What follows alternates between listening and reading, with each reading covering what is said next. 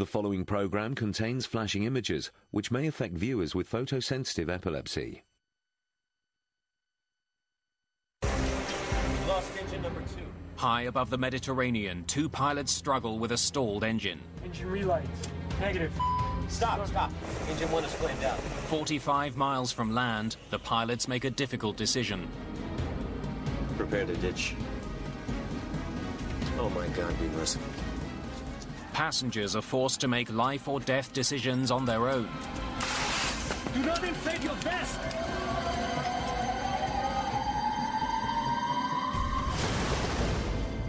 The accident will tear families apart, set in motion a massive rescue effort at sea, and trigger a multinational investigation to discover why both engines on one of the world's most popular planes stopped in mid-flight.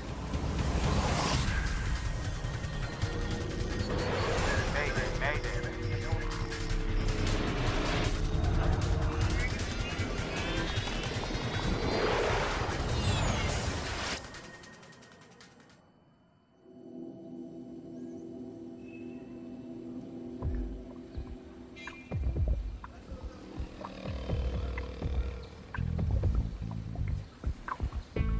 August the 6th, 2005, Bari, Italy. An ancient port town on the Adriatic Sea, where the past meets the present. Just north of this historic city, Bari International Airport serves 10 major airlines and more than 1.5 million passengers each year. One of those carriers is Tunisia's Tuninter Airlines. Captain Shafiq Garbi is a pilot with Tuninter. Today, he's in command of Flight 1153. The 45-year-old Tunisian is a military-trained pilot with a flawless flight record. Garbi's co-pilot is 28-year-old Ali Kabair. How much fuel are you adding? 400 kilograms. 2,700 total? Yes. Captain Garbi and his co-pilot flew from Tunis to Bari this morning to collect 34 Italian passengers. Now they're going to fly them to Jerba, a Tunisian resort island.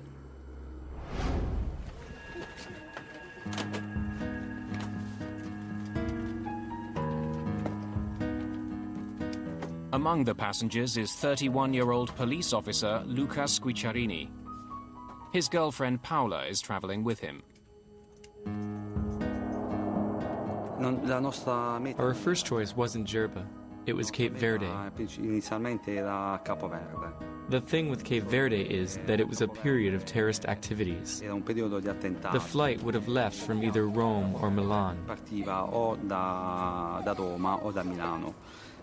Since they are two large airports, Paola was afraid that there would be an attack, so we chose not to go to Cape Verde. It was my first trip with Paola. We met the previous winter. We had plans to marry the following year. To tighten your belt, pull on the loose end of the strap. To release your seatbelt, lift the upper portion of the buckle.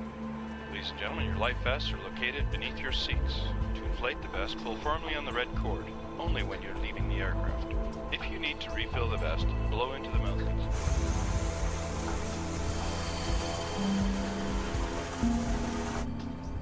LBB, flight 1153, permission for takeoff, granted. Roger that, clear for takeoff. Final prep for departure. The crew is flying a French-made ATR-72. The small turboprop is perfect for short flights. It doesn't need a lot of maintenance or guzzle a lot of fuel. Just after 2:30 in the afternoon, the plane takes off. 49 minutes after takeoff, Flight 1153 is 400 miles away from its destination, Jerba.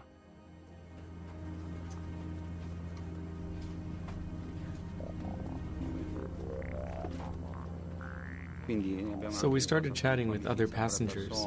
We were all excited. We talked about the vacation. Then, 75 miles from the nearest land, and 23,000 feet above the sea, the plane's right engine stops working. We've lost engine number 2. Let's get to 17,000 feet. TUI 1153, request 170. TUI 11. Captain Garbi begins an emergency descent. Sending 170.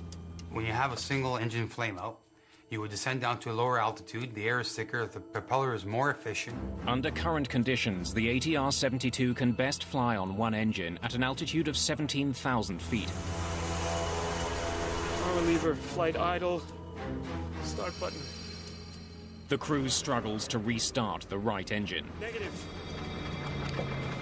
Fuel supply, check. But then, less than 2 minutes after the first engine quits,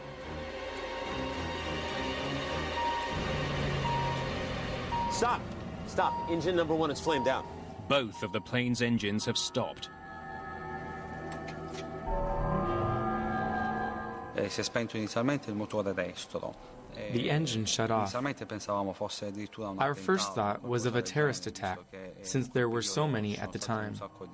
We tried to figure out what was happening, so we looked towards the cockpit to see if someone was trying to sabotage the plane. Se qualcuno voleva sabotare l'aereo.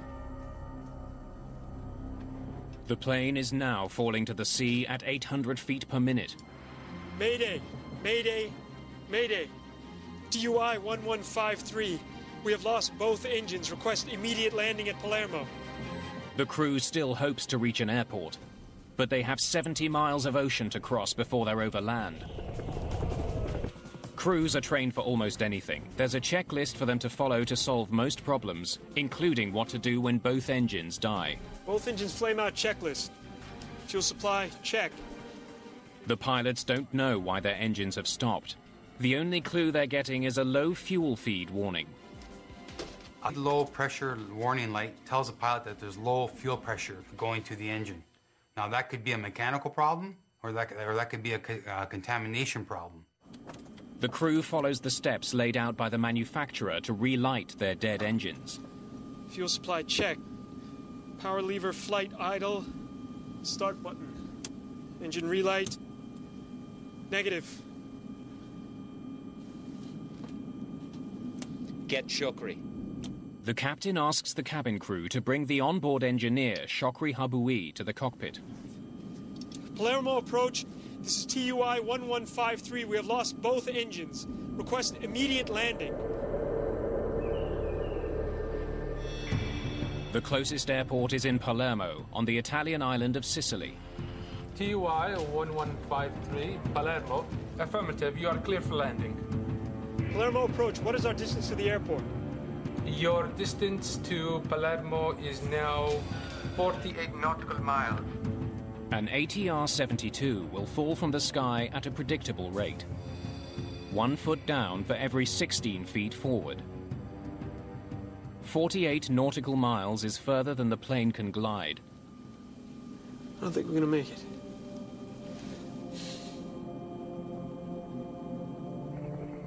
If they can't restart their engines soon, they'll be forced to ditch in the sea.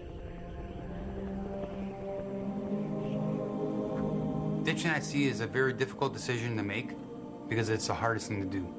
You have swells, waves, wind. Is anybody going to see you? How long can the plane float for? Landing a passenger plane on water is extremely dangerous. In 1996, an Ethiopian Airlines pilot was forced to bring his 767 down on the Indian Ocean. The ditching was recorded by a tourist on a nearby beach. 50 people survived, but 125 people died. The crew of this small plane doesn't usually include an engineer. When there is one on board, he usually travels in the cabin. I remember this person looked at the stewardess and shook his head as if saying no after the second engine had shut off. Per cui allo spegnimento di tutti e due i motori.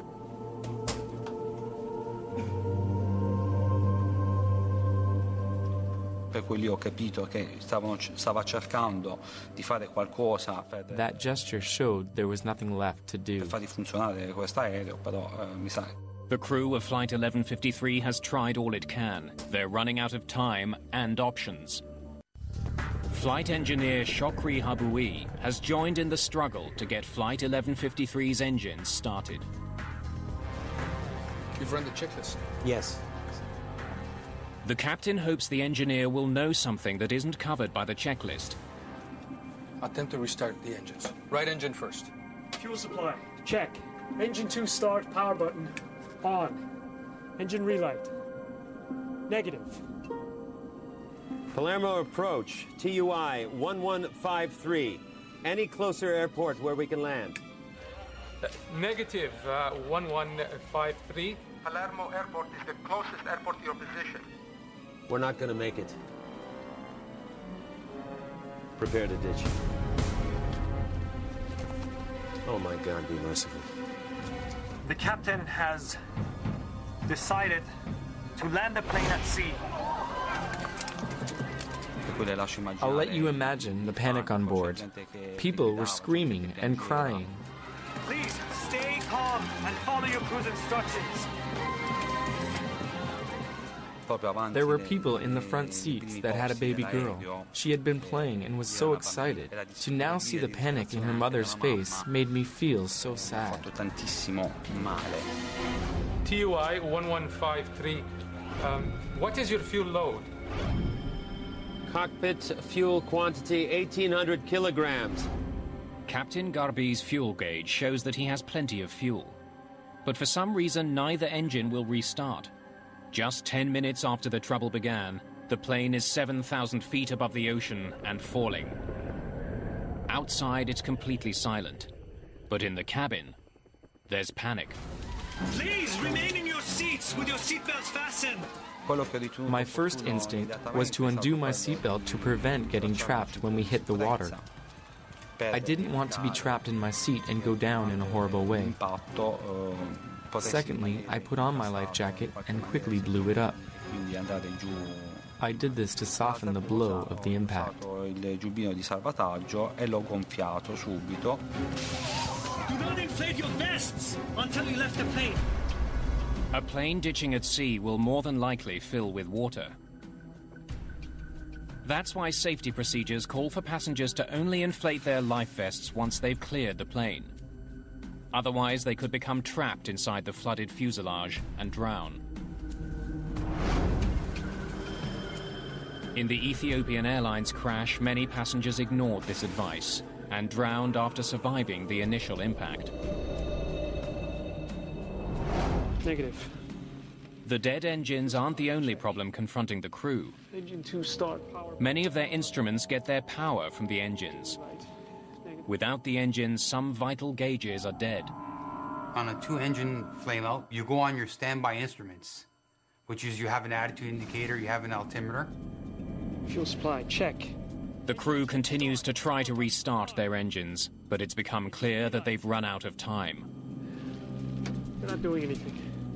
Confirm distance, please. Your distance is now 20 miles. Boats. I see boats.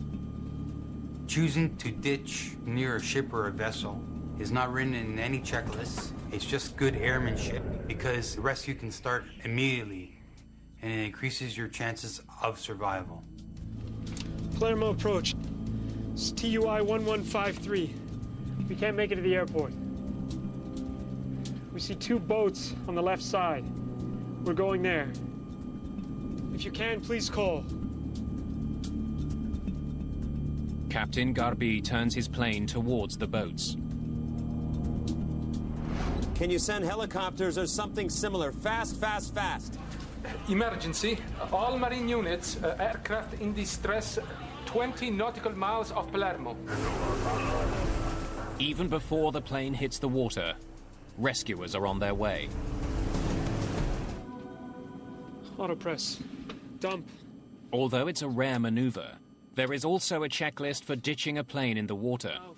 Before ditching, the crew ensures all landing gear is retracted to help the plane land more smoothly. Landing gear lever up. When pilots ditch, they want their airplane as streamlined as possible so that it glides across the water when it hits. Pilots must not only monitor the systems on the plane, they also have to assess conditions at sea. They don't want to hit a wave head-on. If you hit perpendicular to the waves or swells with the aircraft, it's like hitting concrete. The plane will break up. Passengers can see what's coming. I was hanging on tight to the seat in front of me, and through the window I could see the impact was imminent. The crew is 700 feet above the sea. You're with me, Ellie, huh? Careful. Chakri, ready? Ready. Here we go. There's another gun.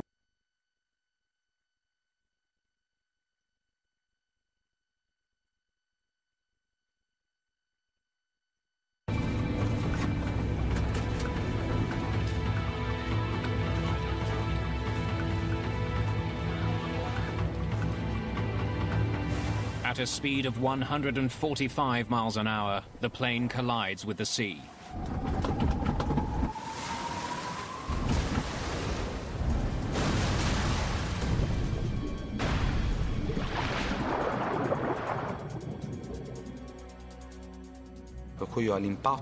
I lost consciousness.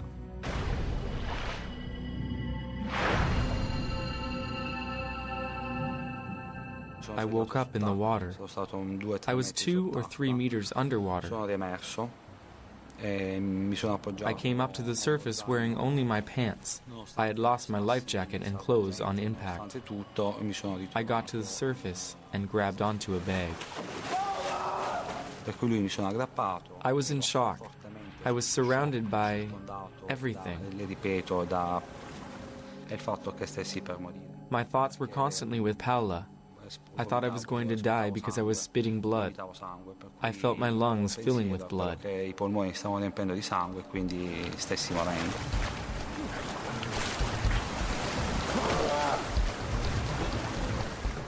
Captain Garbi survives, but has been seriously injured. Co-pilot Ali Kabair has also survived, but flight engineer Shokri Haboui is killed.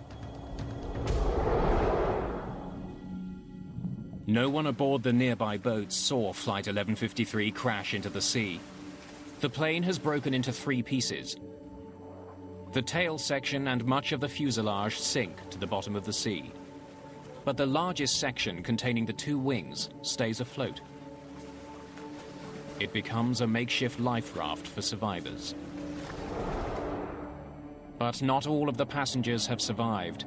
Many haven't made it out of the plane and to the surface. Helicopter pilot Stefano Burigana is one of the first to arrive at the scene. The approach control asked us if we were aware of ditched aircraft out of the coast of Palermo, and if we were able to help them to locate the airplane. When we approached the airplane, we could see the wings floating.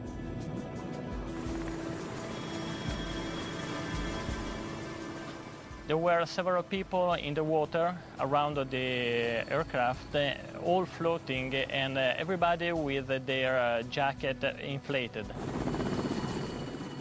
Burigana spots Luca Squicciarini floating, away from the main wreckage. There was one man without his jacket, and he was the farthest from the airplane. I decided to go over him and throw one of our life jackets to him. Within the hour, the crash site is teeming with rescuers. They search for survivors from the water and from the air.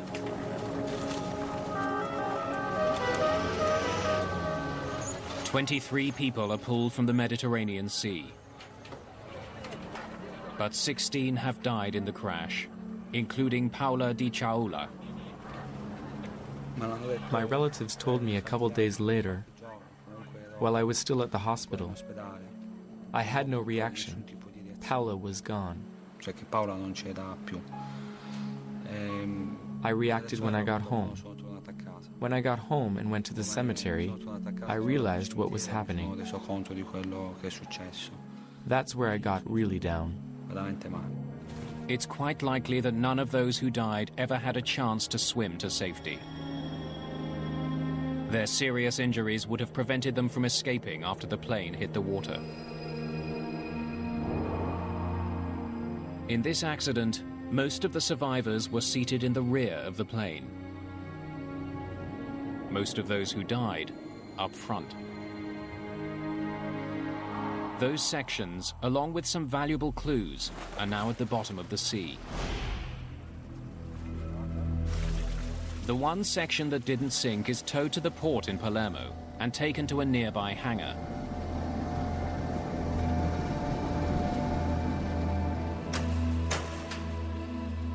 A team of agents from Italy's National Flight Safety Agency, the ANSV, begin looking for leads. Their job: find out why Flight 1153's engines stopped in mid-flight. We need to collect as much as evidence as possible in order to fulfill two main answers. What happened and why had it happened? They are led by Chief ANSV investigator Vincenzo Panetta. I arrived in Palermo the day after the accident, on the 7th, very early in the morning. Per piacere, permesso. A flight test engineer by training, Panetta has led several air crash investigations.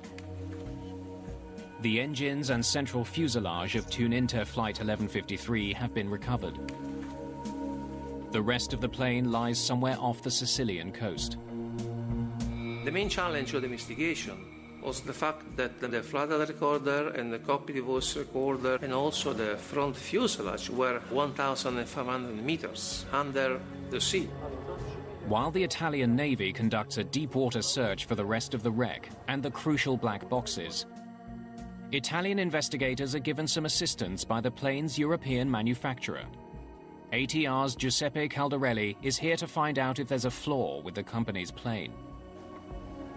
Anytime there is an accident, and also one people die, for me is a big accident. Worldwide, hundreds of ATR-72s cross the skies each day. Those aircraft have a very sound structure and robust systems, and are very cost-efficient. Together, Panetta and Caldarelli set out to find why both engines on such an advanced airplane died in mid-flight. TUI 1153, we have lost both engines. Before it happens again. Captain Garvey, how are you? I'm getting better, thank you. Investigators want to know what happened in the cockpit of Tuninter Flight 1153 when the engines died. Without the cockpit voice recorder, they must rely on the recollections of surviving passengers and crew members. The main cause of double engine failure could be a lack of fuel. But according to Captain Shafiq Garbi, lack of fuel was not the problem. What were your fuel readings? The fuel quantity indicator said 1,800 kilograms of fuel. What is your fuel load? Cockpit fuel quantity 1,800 kilograms. Fuel supply, check. Was there any warning that you were low on fuel? There was definitely no low fuel warning. Just a low feed pressure light.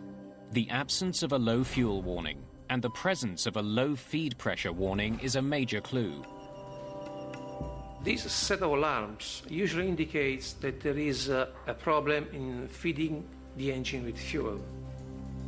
Since the plane's gauges indicated that there was fuel on board that did not get to the engines, ATR's Giuseppe Caldarelli looks for flaws in the fallen plane's fuel delivery system.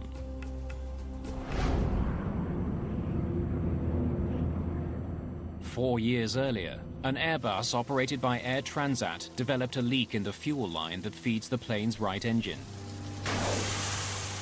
Over time, the plane leaked all of its fuel and both engines failed. The pilots were forced to glide their plane to an emergency landing. That incident has a lot of similarities to the Tuninter crash. Giuseppe Caldarelli's team looks for breaks or blockages in the fuel lines and evidence that the fuel pumps malfunctioned and stopped fuel flow to the engines. While Caldarelli waits for technicians to complete tests on pumps and lines, Panetta decides to start a new line of inquiry. He explores the possibility that the fuel that was on board was somehow contaminated. Fuel contamination can derive from 4 or 5 different sources. Kerosene-based jet fuel is very delicate. If stored or transferred improperly, it can be polluted with water, sand or fungus, even sticky residue from the hoses of refueling tankers. Any of these could prevent the fuel from properly igniting and could have caused the engines to shut down. How much fuel are you adding? 400 kilograms. The plane last took on fuel in Bari. Samples from the tanker that supplied it are taken for testing. Panetta needs to prove that one of these contaminants got into Flight 1153's fuel, prevented combustion, and caused both engines to fail. Sediments can be transferred from the tanker truck to the aircraft. So the fuel filter can be clogged, and so the engine can have some problem. Technicians remove the truck's fuel filters to look for evidence of contamination. Hoses and couplings are swabbed for sticky residue or colonies of microorganisms and submitted for testing at an Italian Air Force laboratory. The fuel is filtered for minute particles suspended in the fluid.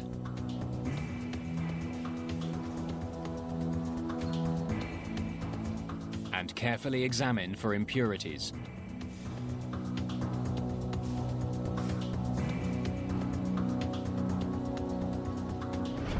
The truck's filters are also inspected for residue or sediment from the tanks. Meanwhile, in Palermo, Caldarelli and his technicians have completed tests on Flight 1153's fuel lines and pumps. The tests are thorough, the results conclusive. The fuel feed line were okay, were no leak. If the fuel delivery system was working, and the two pilots remember having ample fuel, then why had the engines failed? When test results from the Bari fuel tanker come in, they too are conclusive. The fuel filters, hose couplings, and tanker fuel at Bari Airport are clean. So fuel contamination as a source of double engine flame out was then excluded. At this point, the investigators still don't know what caused the downing of Tuninter Flight 1153. But something has been eating at Panetta. If the plane was filled with fuel, and since the fuel is stored in the plane's wings, why did the wing section float?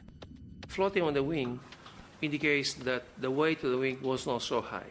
We have been told by ATR that if the amount of fuel that was supposed to be into the wing, around 2,000 kilograms, were on the fuel tanks, the wings maybe would not be able to float. Panetta suspects the plane didn't have as much fuel as the pilots thought, but he doesn't know how that could be. 2 weeks into the investigation, Panetta gets an important lead in the case. After 2 weeks of the event, we received some technical documentation from the aircraft operator. According to the logs, Captain Garbi flew the same aircraft the day before the accident. After that flight, he reported a problem with his fuel gauge. When he left the aircraft the day before, he reported that the right display float indicator was out of service, so it needed to be replaced. The Fuel Quantity Indicator, or FQI, is a gas gauge that tells pilots how much fuel is left on board. The lights on the FQI were malfunctioning, and Captain Garbi made a note of this in the maintenance log. We were able to see that the fuel quantity indicator was changed the day before the event. The maintenance log raises the possibility that the FQI that the mechanic installed was not the right one for the plane. It doesn't seem to have the right model number. Tuninter flies two models of ATR aircraft, the ATR-42 and the larger ATR-72.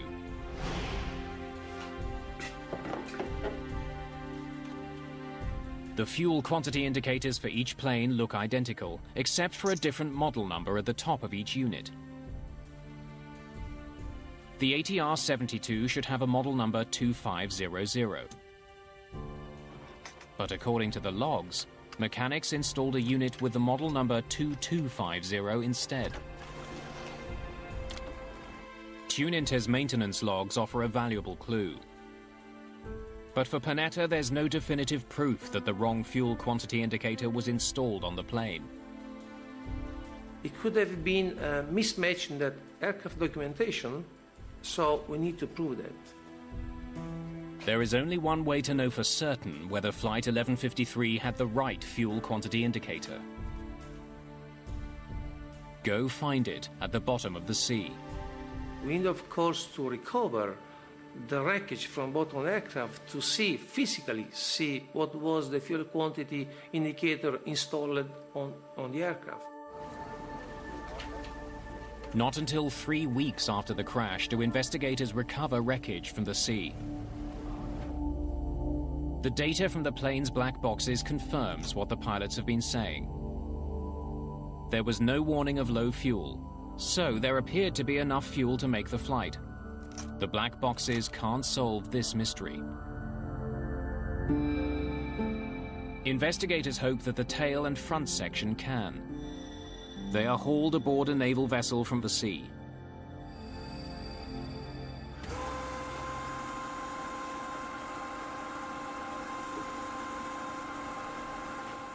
The moment the cockpit is hauled in, Panetta is there. There's only one thing he wants to see inside.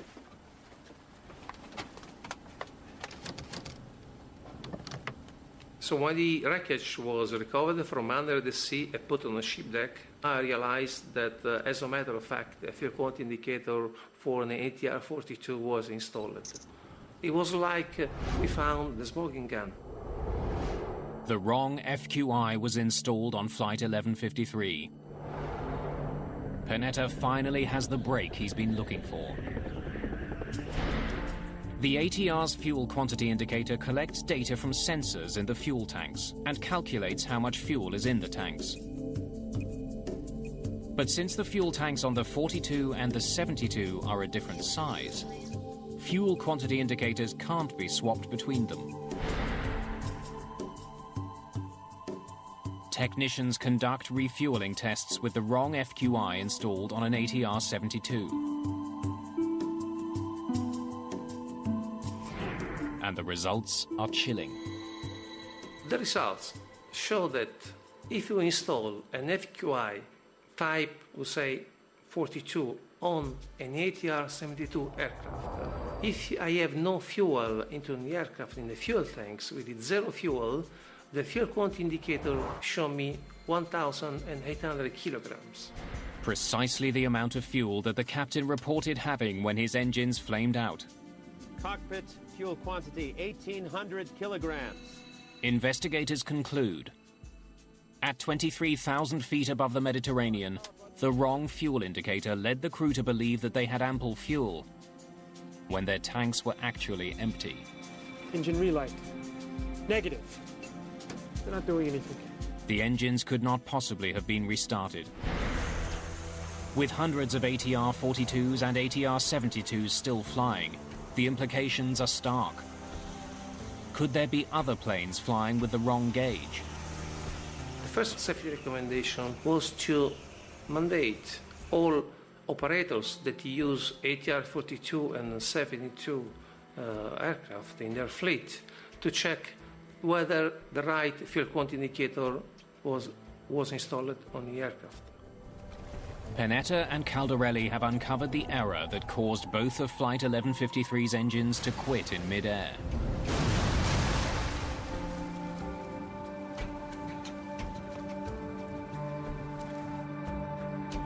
But the case isn't closed. Standard flight procedures should have uncovered the error before takeoff and prevented the disaster.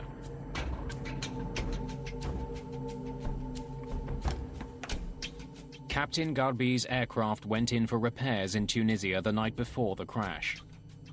The plane's FQI indicated 790 kilograms of fuel in the tank. After the new fuel quantity indicator was installed, it showed that there was almost 4 times as much fuel on board, 3,100 kilograms. The following morning, Captain Garbi noticed that the fuel levels had gone up. He assumed the fuel had been added. But when fuel is added to an aircraft, a refueling slip must be left in the cockpit. Where is the refueling slip? The pilot asked to the flight dispatcher where was this refueling slip, but the flight dispatcher was not able to find this refueling slip. I'll get it to you when you get back from Jerba. Roger that. There was no refueling slip because the plane hadn't been refueled.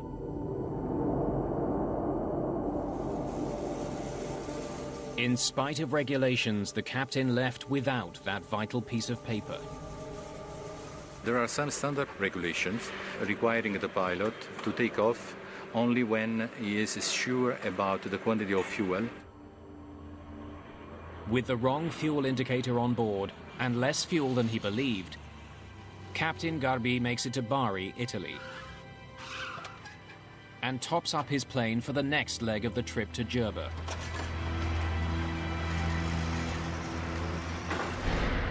How much fuel are you adding? 400 kilograms. 2,700 total? Believing he has 2,700 kilograms of fuel on board, Captain Garbi begins his flight to Jerba. If the correct fuel quantity indicator had been installed, the captain would have known that he had only 540 kilograms. Not nearly enough to make the crossing. Mayday! Mayday! Mayday! TUI 1153 request immediate landing at Palermo. We've lost both engines.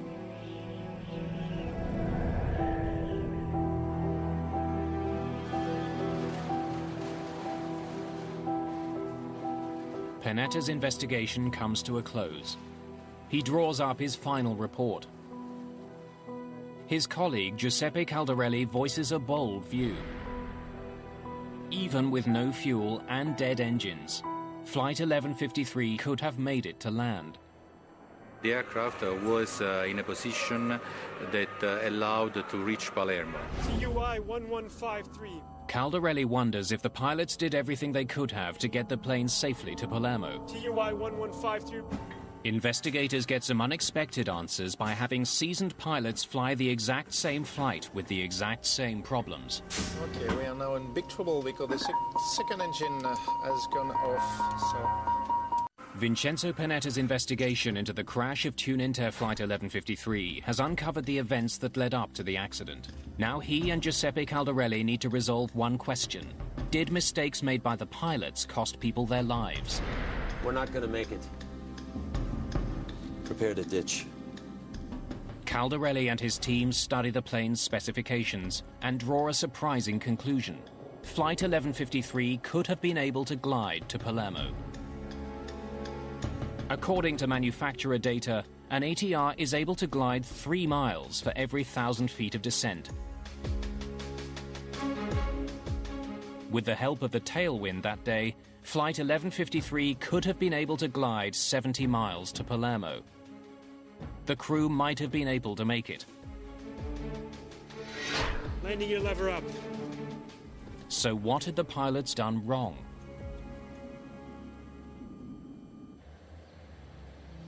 To answer that question, Panetta and Caldarelli recreate Flight 1153 in the flight simulator at the ATR facility in France.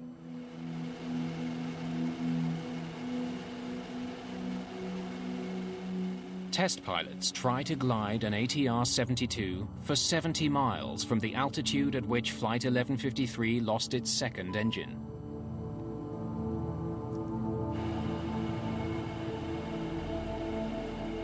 The simulation was requested to see the range of the aircraft starting from the second engine out. Double engine flame out, you have to be very aware of the configuration of the aircraft in order to keep as much as possible the altitude and distance to fly before the crash.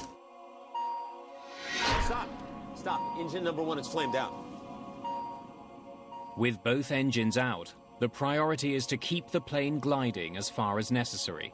To do that, pilots can change the angle of their windmilling propellers. You have the maximum glide performance when you minimize the drag. And it's very important to feather the propeller in order to reduce the drag. Feathering the props involves changing their angle against the wind. The maneuver reduces drag. When you want to feather the propeller in flight, you first have to reduce the power lever to idle and put the condition lever back to feather position. The crew did not feather their props when their engines quit. The windmilling propellers created enormous drag. If the crew of Flight 1153 had feathered their props, they may have been able to glide further than they did. Let's get to 17,000 feet. By the time Captain Garby's second engine flamed out, he was just below 22,000 feet.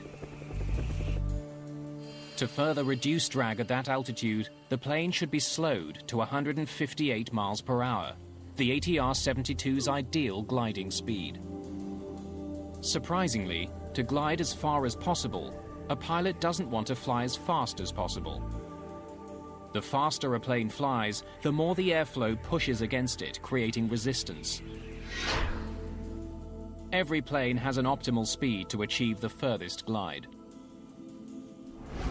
The crew continued flying up to 55 miles an hour faster than their optimal gliding speed. That added to the drag on the plane and reduced the distance they could glide. By feathering his props and reducing his speed, a simulator pilot in France was able to get the plane as far as Palermo.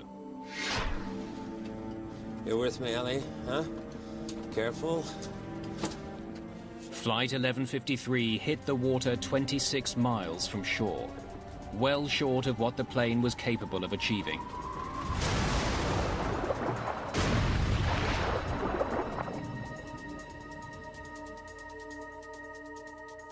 The simulation confirmed that the crew might have been able to make it to land. It was theoretically possible to reach the coast, but it was also very difficult to achieve that result. Simulator pilots had one big advantage over the crew of Flight 1153. They weren't in a life-or-death situation, and they knew they had to glide instead. Fuel supply, check. But Captain Garby didn't know he was out of fuel. He didn't think he'd need to glide to Palermo. Garby focused on restarting the engines instead. Feathering the props isn't part of that procedure. If the captain had known he was out of fuel, he might have acted to maximize glide instead. Once he realized that his engines wouldn't start, his focus was on trying to find a place to ditch the plane. Captain Garby also had to contend with a lack of instruments, as well as radio interruptions. POI 1153. What is your fuel load? Cockpit fuel quantity, 1,800 kilograms. Most importantly, Captain Garby had the lives of his 34 passengers to consider. Of course, it's much easier to cope with that kind of situation on the simulator, because if you do wrong, if you crash the aircraft, you have the magic button, right, reset, everything is okay again. And that's very different in the real life with passengers behind and when it's your life. Your distance is now 20 miles. We're not going to make it. The simulation highlights the importance of proper training to deal with unlikely situations, such as a twin-engine flameout. In aviation, it's a very rare event. Vincenzo Panetta's report urges airlines to train their pilots how to ditch without engine power. Better pilot training is just one of 17 safety recommendations in the accident report. Perhaps the most important, that ATR redesigned the fuel quantity indicator. In order to prevent a fuel quantity indicator type 42 on a 72 aircraft and vice versa. To prevent mechanics from installing the incorrect part. Panetta believes that the only answer is to design the FQIs so that they only fit on the plane they're meant for. 9 men face charges of criminal negligence for the downing of Flight 1153, including the tune-inter mechanic who installed the wrong FQI and Captain Garbi.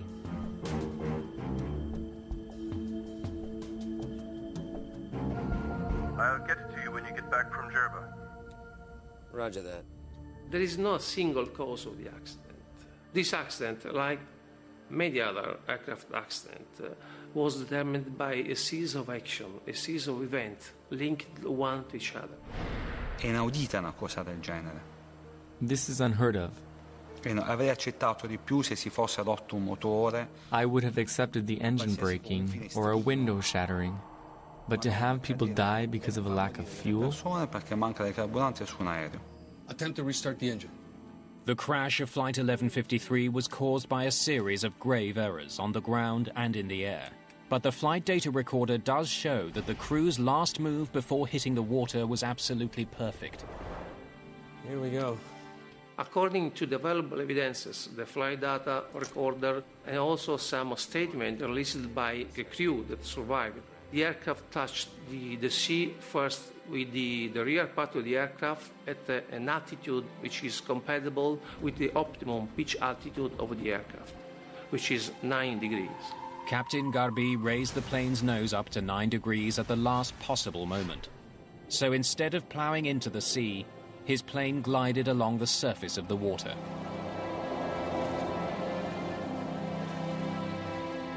The maneuver likely saved lives by allowing more passengers to escape the ruined aircraft. His flying may have prevented this accident from becoming an even greater tragedy.